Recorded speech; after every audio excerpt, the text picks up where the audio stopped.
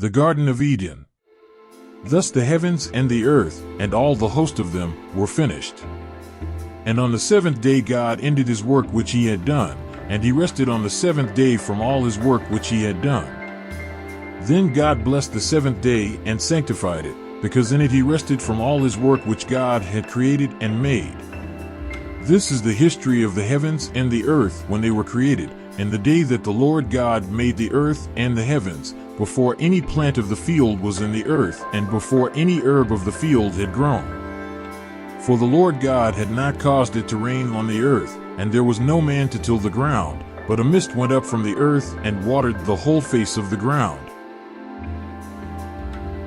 And the Lord God formed man of the dust of the ground, and breathed into his nostrils the breath of life, and man became a living being. Life in God's garden. The Lord God planted a garden eastward in Eden, and there he put the man whom he had formed. And out of the ground the Lord God made every tree grow that is pleasant to the sight and good for food. The tree of life was also in the midst of the garden, and the tree of the knowledge of good and evil. Now a river went out of Eden to water the garden, and from there it parted and became 4 riverheads.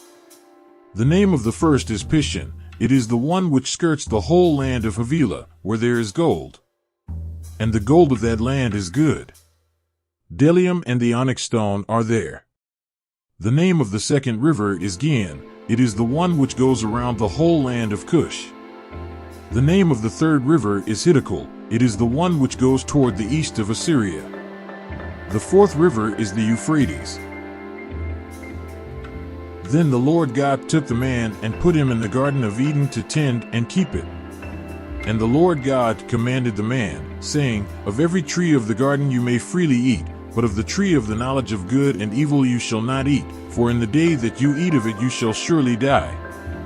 And the Lord God said, It is not good that man should be alone. I will make him a helper comparable to him. Out of the ground the Lord God formed every beast of the field and every bird of the air, and brought them to Adam to see what he would call them. And whatever Adam called each living creature, that was its name. So Adam gave names to all cattle, to the birds of the air, and to every beast of the field. But for Adam there was not found a helper comparable to him. And the Lord God caused a deep sleep to fall on Adam, and he slept, and he took one of his ribs, and closed up the flesh in its place. Then the rib which the Lord God had taken from man he made into a woman, and he brought her to the man. And Adam said, This is now bone of my bones, and flesh of my flesh. She shall be called a woman, because she was taken out of man.